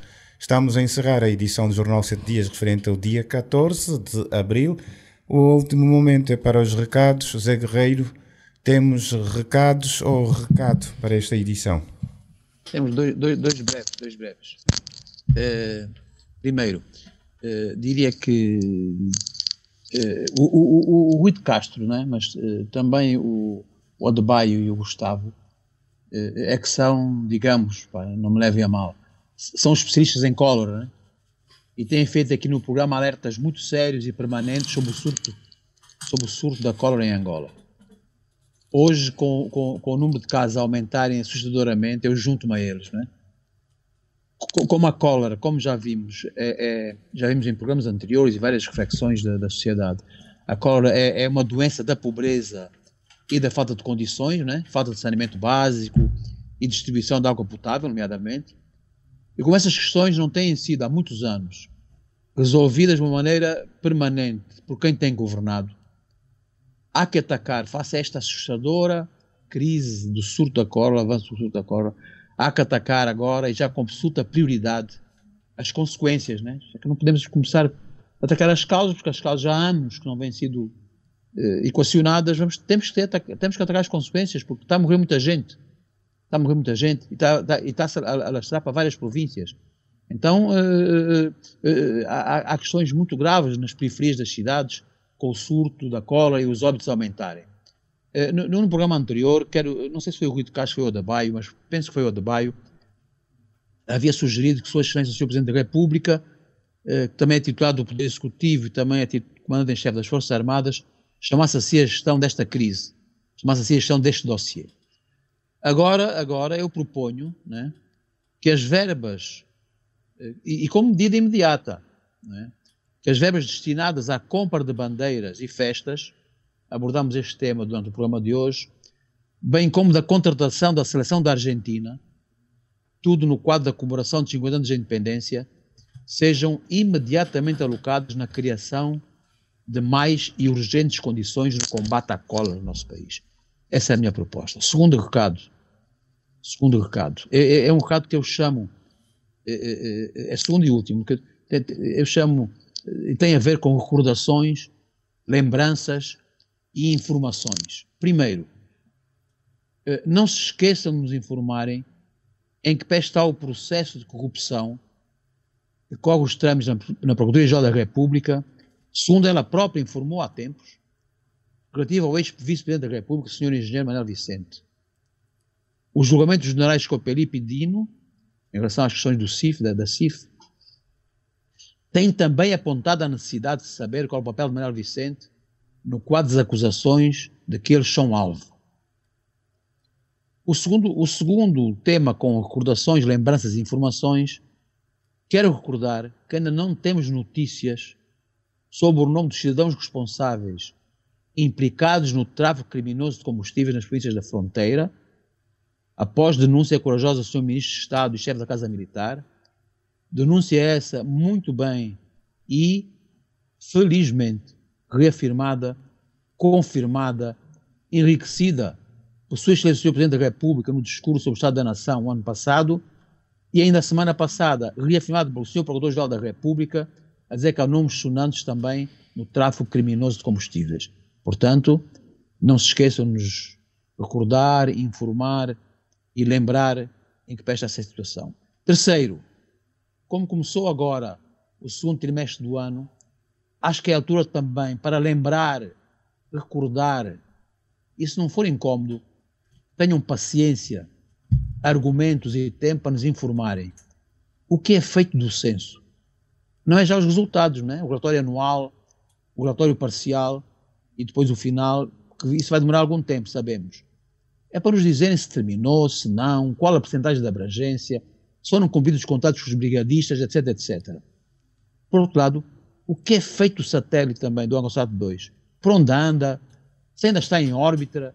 E se os resultados planificados e anunciados estão a ser devidamente alcançados, como anteriormente publicitados quando o seu lançamento? Quarto, por fim, recordar e tentar que as autoridades se pronunciem sobre o impedimento de entrada em Angola de várias entidades estrangeiras no âmbito de uma conferência que a UNITA ia realizar em Benguela. A repercussão internacional que teve, o desprestígio que minou a nossa identidade e a nossa diplomacia, aconselham que as autoridades devessem informar os cidadãos. Um potencial qualquer autoritarismo e o silêncio não beneficiam ninguém. Eram os meus recados desta semana. Obrigado, José Guerreiro. Ficaram os recados ainda em inglês. Que recados ficam? Olha, eu vou me juntar aos demais colegas para falar sobre a cólera e referir aqui um setor que talvez também possa estar a contribuir para o aumentar de números, né? Ou práticas, é melhor dizer isso. Eu não vou revelar o nome da instituição, porque nós estamos aqui para ser o mais construtivos possível e depois, certamente que não é a única entidade, mas eu, na semana passada, no fim de semana, fui a Cabo Ledo e observei que uma operadora de transportes interprovinciais, não é? Que opera cá em Luanda, parou numa determinada zona para que os passageiros saíssem para fazer as suas necessidades fisiológicas, não é? E aquilo, pronto, está muito mais perto da praia, mas tenho a certeza que fora de Luanda, mais no interior, esta prática ocorra mais próximo de rios, né? E nós agora estamos à procura de saber de onde é que a cólera veio, né? Portanto, é algo que está a acontecer e estamos só a falar, e isso estou a falar, vamos fazer as contas ainda dos operadores formais, né? E sabemos que há muitos informais, portanto, há um vai e vem, e só estou a falar desse trajeto, né, para o sul, né? Portanto, isto é algo que ocorre em todas as vias e que é preciso resolver-se, não é? Portanto, esses dejetos vão parar, né, para o mar, para os rios, e depois é que essas águas são utilizadas para o consumo humano e temos os resultados que estamos a assistir e a crescer. Portanto, algum controle tem que ser feito.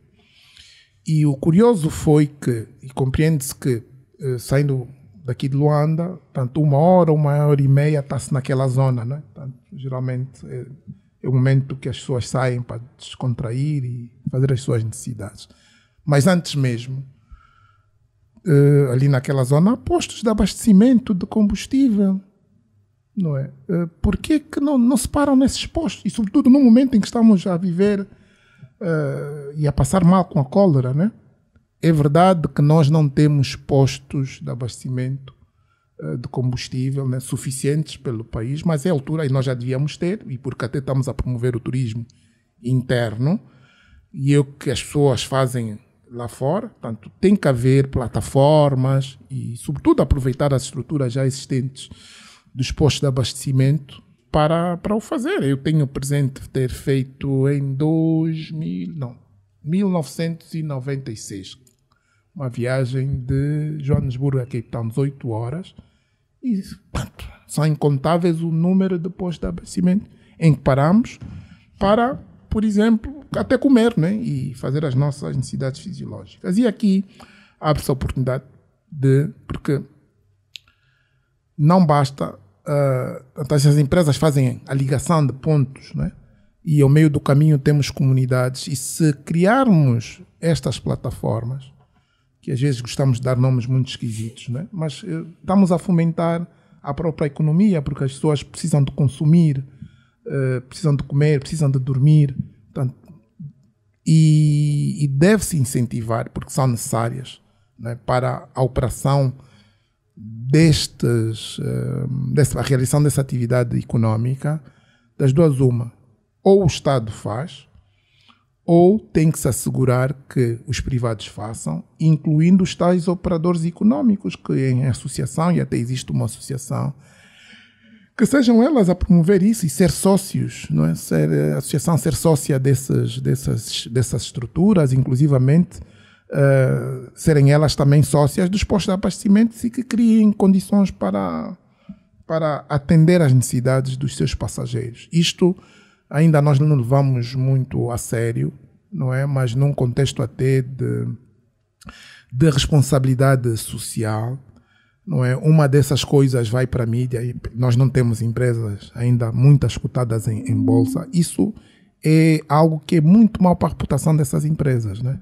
E, portanto, no âmbito até da boa governação corporativa, há a responsabilidade das empresas na sociedade. Tanto estão a criar impactos bastante negativos nas comunidades onde operam e por onde passam, quando deveriam ser geradores de mais-valias, da promoção do desenvolvimento. Portanto, algo tem que ser feito, e sobretudo nesta fase em que estamos a enfrentar uma das maiores dificuldades em termos de saúde pública. Portanto, há que haver. Por outro lado, recentemente numa instituição também que não vou revelar, tomei conhecimento que 3 funcionários, por exemplo, contraíram cólera por ter comido ovo na rua, aqui em Luanda, né? Portanto,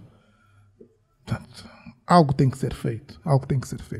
É de facto um problema sério de saúde pública, e o saneamento básico está em primeiro lugar. Obrigado, Andy Inglês. Bem, vamos fechar os recados e também fechar esta edição com os seus recados. Bom, eu também me junto ao tema da cólera, né? E pedir que cada um de nós tente, na sua esfera de influência, no seu núcleo, pelo menos familiar e de convívio social, passar a mensagem de boas práticas cívicas e que ajudam efetivamente a minimizar esse dano. E o primeiro dele tem a ver mesmo com o saneamento básico e a limpeza do nosso meio envolvente, das nossas casas, dos nossos bairros, das nossas comunidades, das nossas ruas, não é? Não permitindo que elas se tornem amontoados não se tornem lixeiras, não é? Mas temos efetivamente um longo caminho, porque a mentalidade instalada permite-nos hoje conviver com a imundície, e este é, digamos, o mote principal que tem levado ao alastramento, não é?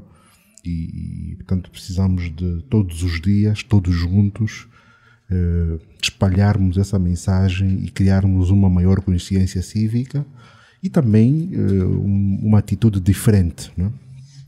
Por outro lado, gostava de felicitar o processo de renovação da direção da ADRA. Portanto, o Carlos Cambuta vai ser substituído por Simeone Chiculo, que era o diretor da antena da ADRA na Huila e no Cunene. Portanto, a ADRA é, digamos, uma das nossas, não diria ONGs, mas associações cívicas das mais antigas, digamos, do nosso sistema multipartidário, não é? Tal como a União dos Escritores é num contexto mais geral, e sobre a União já o Zé Guerreiro a semana passada apelava na senda do texto do João Melo que não a deixássemos morrer. A ADRA continua a revelar uma grande vitalidade, não só em relação à sua ação junto das comunidades, mas principalmente em relação à sua alta cultura democrática e de gestão, que tem vindo a fazer processos de renovação de direção estatutários com muita serenidade, com muito rigor, que é de facto um exemplo, não é, para todas as nossas demais organizações da sociedade civil. Outro recado é, digamos, o seguro obrigatório de acidentes de trabalho e doenças profissionais, que está a ser promovido pela ARSEG e que me parece ser pertinente fomentar essa cultura, sobretudo junto das empresas, não é? E aqui, independentemente do seu tamanho, é necessário promovermos uma cultura de seguros e de literacia e de proteção dos direitos dos trabalhadores, não é? Que passa pela existência desse seguro nas nossas empresas, permitindo então que os trabalhadores possam, em casos de incidentes, beneficiar, dizia, de seguros, não é? E da proteção de seguradoras. Ou ainda do Instituto Nacional de Segurança Social. Por fim, há uma notícia, e na senda do que dizia o Zé Guerreiro relativamente ao censo, há uma notícia desta semana que dá conta de que os dados definitivos do censo serão publicados em dezembro deste ano, mas realmente a pergunta que o Zé colocou e bem acabamos por não perceber se tivemos efetivamente um censo geral, um censo parcial, do ponto de vista da recolha de dados, não é? Por aquilo que foi a percepção pública, há um grande receio de que os resultados possam não ser tão credíveis, não é? Então era importante que também o INE clarificasse, antes mesmo da divulgação dos resultados finais previstos para dezembro, clarificasse, não é, a operação, em que termos a operação efetivamente decorreu, não é? Que zonas terão ficado excluídas ou não e qual foi a alternativa, que procedimento alternativo está a ser seguido para não ferir a qualidade dos dados que vão ser, digamos, produzidos até dezembro, porque estamos a falar de informação estatística muito importante, não é, para o país e para a definição de políticas, para vários setores da nossa sociedade, e é importante que essa informação seja rigorosa e efetivamente credível e não com margens de erros e de suspeições muito altas. Obrigado a Adbaio Vuns, e com estes recados fechamos assim esta edição do seu jornal 7 dias a semana em retrospectiva. Agradecer a presença do José Guerreiro, do Adbaio Vuns e do End em inglês. Muito bom dia e boa semana a todos. Boa semana. Boa semana. Boa semana. Vamos também saudar o Rui de Castro e o Gustavo da Conceição, que não estiveram presentes nesta edição. Também aproveitar para felicitar o Gustavo da Conceição pela indicação ou nomeação para coordenar o Comitê Executivo do Afrobasket 2025, o Campeonato Africano de Basquetebol Sénior Masculino, que Angola vai acolher este ano em 3 províncias. Gustavo da Conceição, ele que já foi presidente da Federação Angolana de Basquetebol, antigo praticante, é então o coordenador deste comitê executivo, também integrante deste painel. Aqui as nossas felicitações e vamos naturalmente esperar êxitos nesta coordenação, nesta orientação, não só do ponto de vista organizativo, que Angola vai acolher este evento internacional de cariz continental, mas também em termos de resultados desportivos, uma vez que a nossa seleção espera resgatar o título africano há muito perdido. Exato. Todos nós. E vamos esperar então que o Afrobasket mais uma vez fique aqui entre nós. Então as despedidas são da Direção de Informação da LAC, a técnica garantida pelo Emanuel Catelina e o Ricardo Dias, e na apresentação, moderação, esteve o José Silva. Bom dia, boa semana, já sabe, ouça LAC e viva a vida com prazer. Jornal 7 Dias. A semana em retrospectiva. A de Baio Vuns, Gustavo da Conceição, José Guerreiro, em inglês, Rui de Castro. Análise e comentário. Jornal 7 Dias. Aqui na LAC.